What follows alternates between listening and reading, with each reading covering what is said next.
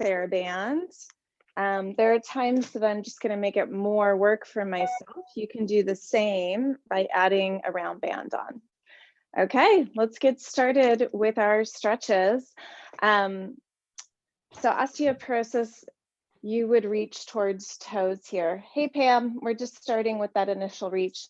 Non-osteoporosis, head into your roll down where you tilt the pelvis here, chin is to chest, and you attempt to melt down just the front of your body there. Noticing aches and pains and stretches as you go down. Once you're in that roll down, bend and straighten the knees here. Think of getting some blood flow in the back of your thighs. Good. And then bend just one knee at a time. If you're in that osteo stretch, probably time to switch sides. Again, checking how close you are to touching your toes. And then remember that for the end of class. Non-osteo, let's roll up using the core to stack up on top of our abs. Great, we're gonna roll down one more time, reaching right and left through the mid-back.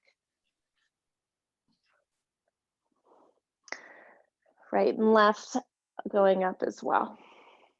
Great, and then we're all gonna stand together nice and tall here. Okay, let's think about our arms a bit. Where is your head in space? If it's forward, bring it on back. Continue with some chin nods here. Where the rotation point is back here, where the neck and the skull connect. Lengthening the back of your neck. Good. 2 more. Holding that, let's rotate that upper arm bone in the shoulder socket. This guy. Good.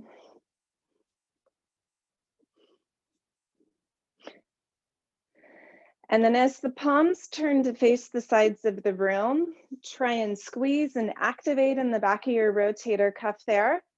Do a little check that you haven't flared your ribs. If so, I need you to bring those abs on, pulling those ribs in. Great. And we'll go 3, 2, and 1, and then lifting the arms overhead. If you get any shoulder discomfort, especially Linda, modify. So it's just fine with me if you lift to say there. Just keep it pain-free. And then if you want to add on some leg work, lift those heels. So it's looking like this. And inhales up, exhales down. Try and lower with control. Slow motion lowers. Good. 4 more. And 3. And 2. And then 1. Leave your arms up and bring your feet down and take it into a side bend here. In our side bends, I always like you to think of the reach. Don't collapse on that bottom side. Let's do the second side now. When you're here, let's take a big inhale into this open side. Good. And now we'll inhale through middle, exhale as you reach and as you pulse twice. Good. Reach and pulse twice. As you reach, we're still engaging all these core muscles, pulling our belly button into our spine. Good. Let's go 3 more times. Reach, reach. And 1 more time. And then hands are going to rest on top of shoulders. And then bring your elbows forward. Nice inhale here and then back. Osteoporosis, focus the work on the shoulder blades here as they slide around the rib cage. Non-osteo, you can go into your spinal flexion, your roundness here, and then your swan going back. Good. Yeah, you've got the right idea too, Pam. You can get some chest stretch here.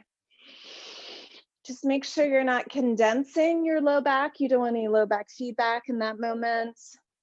Pull in that belly button to spine. All right, let's do 2 more rounds here.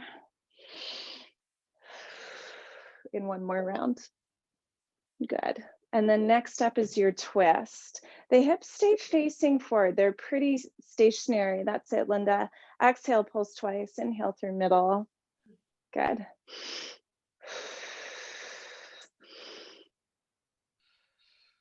Great. And we'll go 8, 8, 7, 7, 6, 6, 5, 5, 4, 4, 3, 3, and 2, 2, and 1. Okay, let's work on our feet a bit more. Inversion and eversion, lifting up that inside arch and the outside ridge. Back and forth here.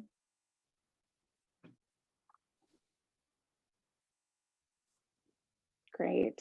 So feeling some work through the bottom of the feet, sides of the feet, up into the ankles.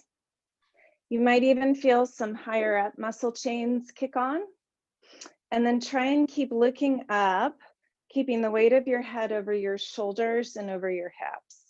Let's head into 4 tires, pressing into your first and second toe joints. And then bring your weight out to your pinky toe joints. Bring your weight back to the outside of your heel, now the inside of the heel. Up, around, back, in. Up, around, outside of the heel, inside of the heel, first and second toe, pinky. Good, we're gonna reverse here. So first and second toe, inside of the heel, outside of the heel, pinky, and around. If you've looked down at your feet, go ahead and look up again.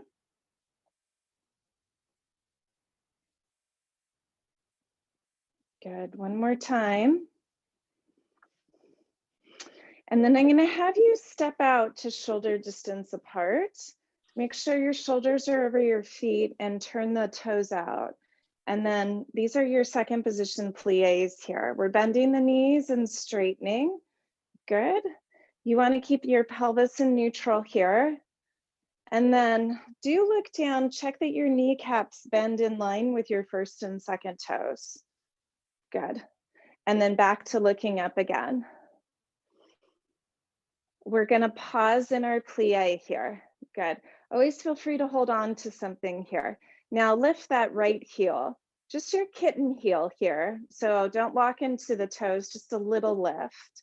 And we'll go 4, 3, 2, 1. Left side, 8, 7, 6, 5, 4, 3, 2. You guys are doing great. 1. Now 4 on that right side again. 3, 2, 1. Invite the work into the back side as we do 4 on the left. Good. Now we're going to do rounds of 2. Maybe sit a little deeper. 1, 2 right, 1, 2 left.